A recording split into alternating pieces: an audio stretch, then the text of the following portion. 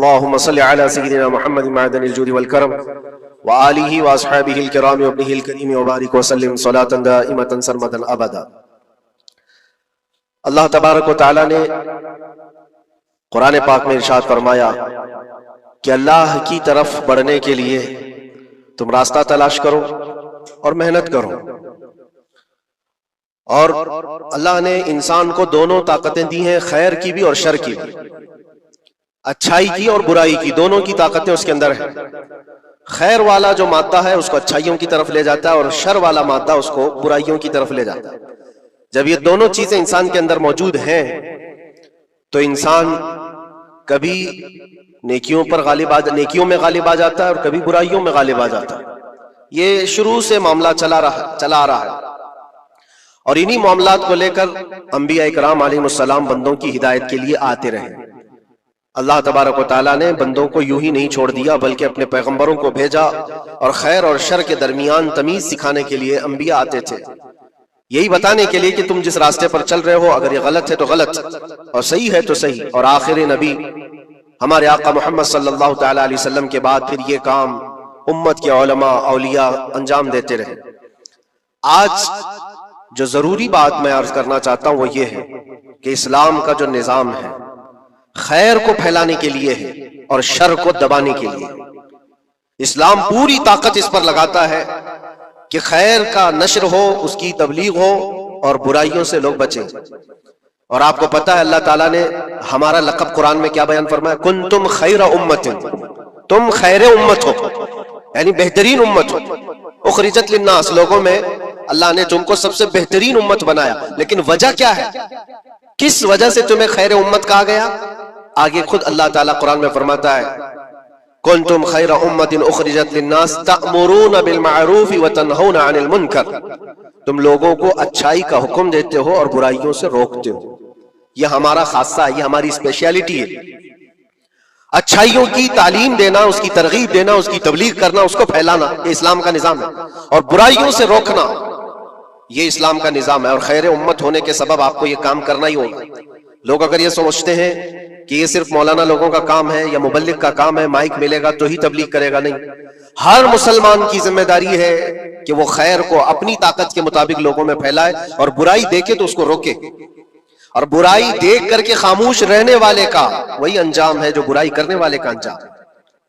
ایک حدیث میں ملتا ہے جبرائیل علیہ السلام ایک بستی پر عذاب نازل کر چکے تھے اللہ کے حکم سے۔ وہ بستی گنہگار تھی بہت، لیکن اس میں ایک نیک بندہ تھا، بہت پرہیزگار تھا، کبھی گناہ نہیں کیا تھا اس نے۔ انہوں نے اللہ کی بارگاہ میں پوچھا جبرائیل نے کہ مولا اس بستی میں ایک نیک بندہ بھی ہے، اس کا کیا کیا جائے؟ اللہ تبارک و تعالیٰ کا حکم جلال تھا کہ اس کو بھی اسی میں تباہ کر دو، عذاب میں اس کو بھی گرفتار کر دو۔ عذاب اس پر بھی آیا۔ جبرائیل علیہ السلام کافی دنوں کے بعد پھر رب تعالیٰ کی بارگاہ میں پوچھتے ہیں کہ اس کا کیا قصور تھا؟ وہ تو تیرا عبادت گزار بندہ تھا، نیکوکار تھا، گنہگاروں پر عذاب آیا، لیکن اس پر کیوں آیا؟ اللہ نے فرمایا وہ نیک تو تھا، لیکن اس کی آنکھوں کے سامنے برائیاں ہوتی تو اس کو کچھ فرق نہیں پڑتا تھا، یہ دیکھتا اور خاموش رہ جاتا تھا۔ تو گناہ کرنے والوں کا اور برائیوں کا اڈا سجانے والوں کا جو انجام ہے وہ دیکھ کر خاموش رضامندی رکھنے والوں کا بھی وہی انجام ہوگا۔ اس لیے امت کی ذمہ داری ہے یہ کہ آپ اپنے ارد گرد اگر برائیاں دیکھیں اور غلط بات دیکھیں تو اس کو روکیں، اور روکنے کی آپ کے پاس جیسی طاقت ہو، زبان سے روک سکتے، زبان سے، ہاتھ سے روک سکتے، ہاتھ سے، یہ دونوں کی طاقت نہیں ہے تو دل میں برا جان کر اس جگہ سے اٹھ جاؤ، اس جگہ کا بائیکاٹ کرو۔ یہ تو کم سے کم کر ہی سکتا ہے انسان۔ ہو سکتا ہے آج کے دور میں ہاتھ کا استعمال تمہارے لیے بہت مصیبت بن جائے، تمہارا اس کے اوپر حکم نہیں چلتا ہو، زبان کا استعمال نہیں کر سکتے ہو، مجبور ہو، تو اس میں کیا مجبوری ہے کہ اپنے دل سے برا جان کر کے اٹھو؟ اور یہ بھی نہیں کرتا تو سمجھ لو کہ ایمان کا آخری حصہ بھی اس کے دل سے چلا گیا۔ ایمان جس کے پاس تھوڑا سا بھی باقی ہے وہ برائیوں کو دیکھ کر کے وہ برانگیختہ ہوگا، اس کی طبیعت برائیوں کو دیکھ کر کے ماننے کو کبھی تیار نہیں ہوگی۔ اس لیے خیر امت کا جو سٹیٹس ہے اس کو مینٹین کرنا ضروری ہے۔ یہی تو بات ہے میرے عزیزوں، ہزار طرح کی مصیبتیں آئیں ہم پر، لیکن ہم اس مشن کو نہیں چھوڑ سکتے جو ہمارے ایمان کا حصہ ہے، جو ہمارے ایمان کا حصہ ہے۔ ہمیں جو برائی نظر آئے گی اس پر بولنا ہم پر واجب ہے، اور اس پر بھی خاموش اور مصلحت کی اور حکمت کی بات کر کے اس کے بہانے سے گوشہ نشین ہو جانا، یہ امت کی ذمہ داری نہیں ہے. یہ تو راستہ تلاش کرنے اور بہانے کی بنانے کی ذمہ ایک سوچ ہے. باقی ہر عالم دین ہو، ہر مومن ہو، برائی کو دیکھے تو اس کا اظہار کرے اور لوگوں کو روکنے کی کوشش کرے. ایک بات اور میں بتاؤں، معاشرے میں کچھ سود خور ہیں، کچھ شرابی ہیں، اور ان کے متعلق ایسا ہے کہ وہ اچھا اثر اور رسوخ رکھتے ہیں. ہمارے علاقے میں ایک مرتبہ ایسا ہوا تھا کہ مجھے ایک جگہ تقریر کے لیے بلایا گیا اور کہا گیا پہلے ہی سے کہ یہاں پر سود کا کاروبار زیادہ چلتا ہے، آپ اس پر برائے کرم کچھ نہ بولیں، کیونکہ ہمارے محلے کے بڑے بڑے ذمہ دار لوگ جو ہیں وہ سب اس کاروبار میں مصروف ہیں، آپ سود پر کچھ نہ بولیں، باقی آپ کی ہر تقریر سننے کو تیار ہے. میں نے اس دن قسم کھا لی، پورا 1 گھنٹہ سود پر ہی میں نے بیان کیا. نہیں بلانا اس کے بعد نہ بلاؤ، لیکن ہم سمجھوتا اس بات پر نہیں کرتے کہ تمہاری طبیعت دیکھ کر کے بات کریں، ہم رسول اللہ کی شریعت دیکھ کر بات کریں. ایک عالم دین کا یہ حق ہے کہ وہ برائی کو دیکھے تو اس کا اظہار کر کے منع کرے. مخالفت ہوگی، ہمیں پتہ ہے، برائیاں کرنے والے کریں گے، لیکن یہاں پر ایک بات مجھے یاد آتی ہے، اس بزم میں مقصود ہے اصلاح مفاسد. نشتر جو لگاتا ہے وہ دشمن نہیں ہوتا. ڈاکٹر تمہاری پھوڑی کو اگر کاٹتا ہے چاقو سے تو وہ قاتل نہیں ہے، وہ کلر نہیں ہے، وہ تمہارے جسم سے پھوڑی کو کاٹ رہا ہے، وہ ناسور کو نکال رہا. تمہارے اندر برائی کو اگر ہم روک رہے ہیں، برا تھوڑی دیر کے لیے لگے گا. اسی لیے میں اکثر ایک جملہ کہتا ہوں، بخار کی دوا کڑوی ہوتی ہے، نگل لو تو فائدہ ہے. ظاہر سی بات ہے تمہارے اندر کچھ برائیاں ہیں، اگر ہم نے اس کو کہا، انگلی رکھی، تو ہو سکتا ہے آپ ہم کو علماء کی فہرست سے ہی ہٹا دیں گے، کہیں گے یہ مولانا ہی نہیں ہے، یہ عالم ہی نہیں ہے، کیونکہ طبیعت جلدی کسی کو ایکسپٹ نہیں کرتی. برائیوں سے روکنا ایک بہت بڑی ذمہ داری ہے. جانتے ہیں مکہ مکرمہ میں سارے لوگ حضور پاک صلی اللہ تعالی علیہ وسلم کے ایسے فدائی تھے، اعلان نبوت سے پہلے کی بات کر رہا ہوں، حضور کے اخلاق پر کوئی انگلی نہیں اٹھا سکتا تھا. جتنی اچھائیوں کا حضور نے حکم دیا سب کو وہ ایکسپٹ بھی کرتے تھے، مانتے بھی تھے، لیکن جہاں برائیوں کے لیے روکا کہ یہ غلط ہے، اس کو ایکسپٹ کرنے کو طبیعت نہیں مانتی. اتنے سالوں سے ہم کرتے آ رہے ہیں، ابھی آپ آ کر روک رہے ہیں، یہی تو دشمنی شروع ہوئی. اور ہم یہاں پر اسی بات کے لیے کہتے ہیں کہ یہ اللہ کے نبی صلی اللہ تعالی علیہ وسلم کے فرامین کے مطابق اور قرآن کے مطابق ایک بڑا جہاد ہے. برائیوں سے لوگوں کو بچانا، روکنا اور اپنے نفس کو بچانا، یہی جہاد جس کے متعلق حدیث پاک میں ملتا ہے، رجعنا من الجہاد الاصغر الى الجہاد الاکبر. جو جنگ ہوتی ہے نا آمنے سامنے میدانوں میں، اس کو حضور نے فرمایا یہ چھوٹا جہاد ہے، اور برائیوں سے لڑنا یہ بڑا جہاد ہے. اپنے نفس سے لڑنا جو برائیوں کی طرف ہمیں لے کر کے جاتا ہے، یا برائیوں سے روکنا کسی کو، یہ بڑا جہاد ہے. یہاں پہلوانی دکھانا، ایک دوسرے کو کشتی میں پچھاڑ دینا، یہ تو طاقت کا کھیل ہے، لیکن کسی کو برائیوں سے باز لے کر کے آ جانا یہ بہت بڑی طاقت کا مظاہرہ کرنا ہوتا ہے، بہت بڑی. اگر تمہاری زبان سے کوئی بچ گیا برائیوں سے تو سمجھ لو کہ تم نے اس کے ساتھ ایک بہت بڑا کار خیر کیا ہے. اللہ کے نبی صلی اللہ علیہ وسلم فرماتے ہیں حضرت علی سے، یا علی لَأَن يَهْدِيَ اللَّهُ بِكَ رَجُلًا خَيْرٌ لَكَ مِنَ الدُّنْيَا وَمَا فِيهَا. اے علی، تمہارے ذریعے سے اگر ایک آدمی بھی سیدھے راستے پر آیا تو پوری دنیا کمانے سے بہتر ہے، تمہارے پوری دنیا سے بہتر ہے. ایک آدمی اگر سیدھے راستے پر آ گیا تو اسلام کا پورا نظام یہ ہے، خیر کی طرف لوگوں کو بلانا اور شر سے لوگوں کو روکنا. اور یہ ذمہ داری اگر قوم بھولتی چلی جائے گی تو یہ قیامت کی نشانیوں میں سے یہ بھی ہے.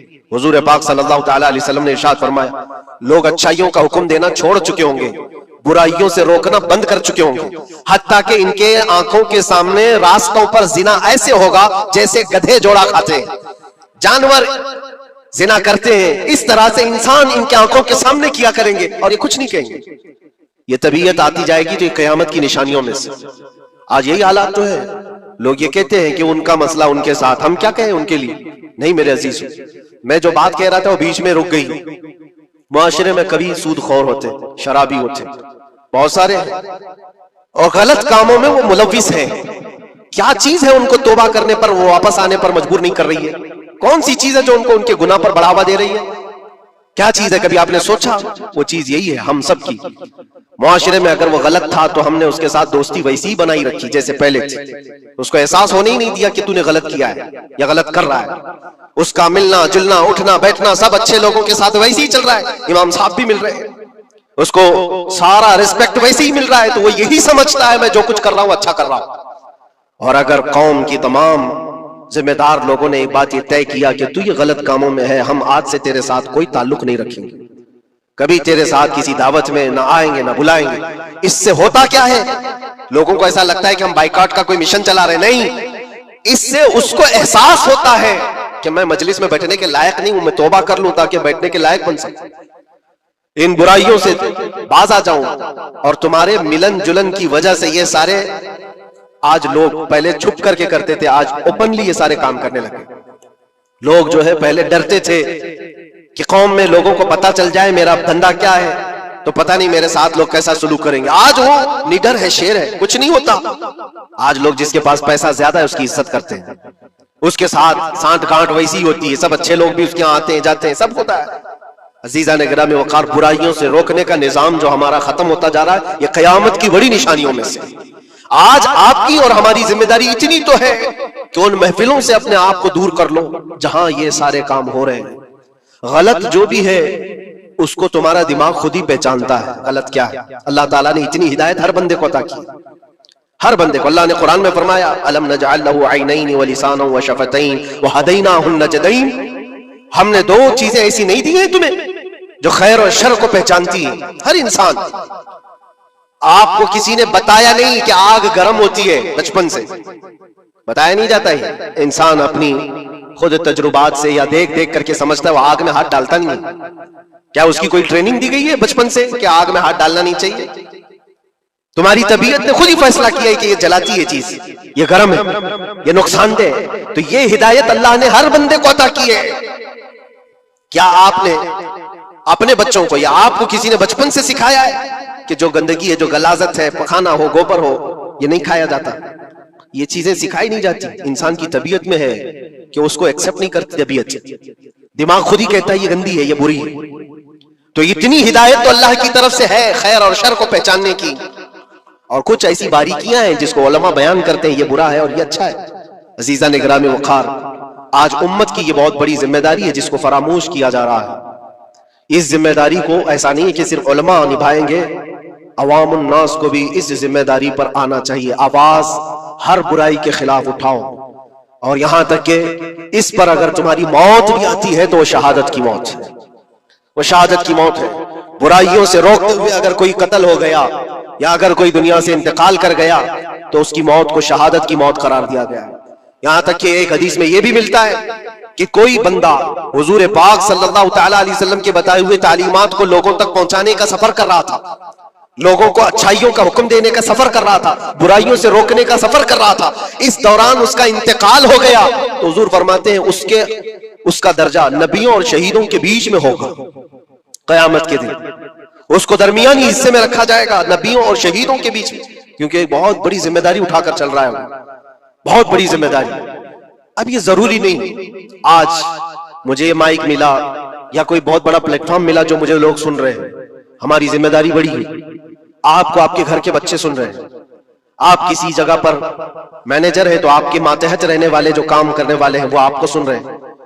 کلکم مسئول عن رعیتہ، یہ حدیث پاک میں، تم میں سے ہر کوئی ذمہ دار ہے اپنے ماتحت رہنے والوں کا، تو ان کو روکنا تمہاری ذمہ داری ہے. اگر پوری دنیا کو نہیں روک سکتے، پورے محلے کو نہیں روک سکتے، اپنے ماتحت رہنے والوں کو تو روک سکتے ہو. اپنی اولاد کو، اپنے آس پاس والوں کو جو تمہاری بات ایکسپٹ کر سکتے ہیں ان کو تو روکو. ان کو برائیوں سے روکنا یہ تمہاری ذمہ داری ہے. معاشرے کا نظام جو آج ڈس بیلنس ہے اس کی ایک بڑی وجہ یہ ہے کہ ہم نے اس ذمہ داری کو چھوڑ دیا ہے. ہوتا کیا ہے میں آپ کو بتاؤں، کچھ گھروں سے ہمیں یہ شکایت ملی، بچے ایسے ہو گئے ویسے ہو گئے، ماں کو الٹا کہہ رہے ہیں، باپ کو گالیاں دے رہے ہیں، آج یہ اپنی مرضی کی چلا رہے ہیں، فلاں ہیں وہ ہے. کب تمہیں یہ ہوش آ رہا ہے؟ جب وہ 20-25 سال کے ہو گئے. 20-25 سال سے تم صرف اور صرف ان کو واچ کرتے رہے، دیکھتے رہے، اور جب بگاڑ آ گئی تب آپ کو خیال آیا کہ یہ بگڑے ہوئے ہیں. ایسا ہے میرے عزیزو، آپ نے اپنی ذمہ داری کا احساس کرنا ہے اس وقت سے جب بچہ ہوش کے آنکھ کھول رہا ہے. اور ہر زمانے میں اس کے ساتھ آپ اچھائی کا حکم دینا اور برائی سے روکنا، یہ انتظام کرتے رہو۔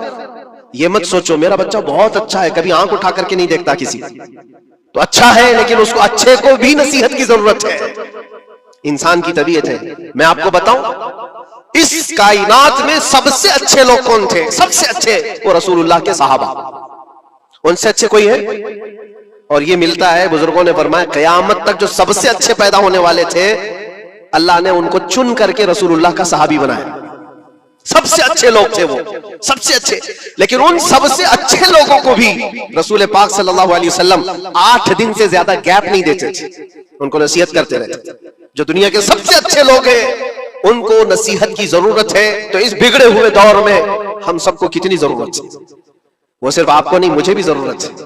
ہم بھی ڈھونڈنے کے لیے نکلتے ہیں کسی مشائخ کے پاس، بیٹھے وہاں پر ان کی نصیحتیں ہمارے دل پر اثر کریں۔ عزیزان گرامی وقار، اس ذمہ داری سے آپ کبھی اپنے آپ کو سبکدوش مت کرنا، 8 دن کے لیے بھی نہیں۔ اپنے ماتحت جو ہے کوئی نہ کوئی چیزیں ان کو اچھائیوں کا حکم دیتے رہے، اس کا اثر یہ ہوگا کہ اللہ کی بارگاہ میں کل آپ کی پکڑ نہیں ہوگی، آپ نے اپنی ذمہ داری پوری کی، ورنہ قیامت کے دن یہ تمہارے نیچے رہنے والے خود تمہارے خلاف مقدمہ کریں گے۔ یہاں تک کہ ایک روایت میں یہ بھی ملتا ہے کہ ایک بندہ اللہ کی بارگاہ میں یہ مقدمہ کر دیا تھا کہ میرا پڑوسی جو آج جنت جا رہا ہے، اے اللہ اس کو تو جنت بھیج رہا ہے، میرے پڑوس میں رہتا تھا، اس کی نمازیں پوری ہیں؟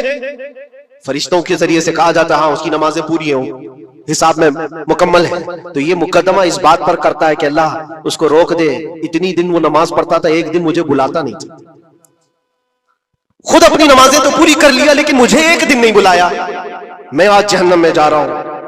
تو اسے روک کر کے پوچھا جائے گا کیا تیری یہ ذمہ داری نہیں تھی کہ تیرا پڑوسی تھا، تیری عزت کرتا تھا، تیرے ماتحت تھا، تو ایک دن بھی تو نے خیر کی طرف اس کو نہیں بلایا؟ یہ ذمہ داری آپ سوچو، ہم سب کی یہ ذمہ داری ہے اپنے ماتحت رہنے والوں کے لیے۔ اللہ تبارک و تعالی ہمارے اس نظام کو جو صحابہ اکرام رضوان اللہ تعالی علیہ مجمعین نے قائم فرمایا تھا، حضور پاک کی تعلیمات سے واپس پھر سے وہ زندہ ہو جائے۔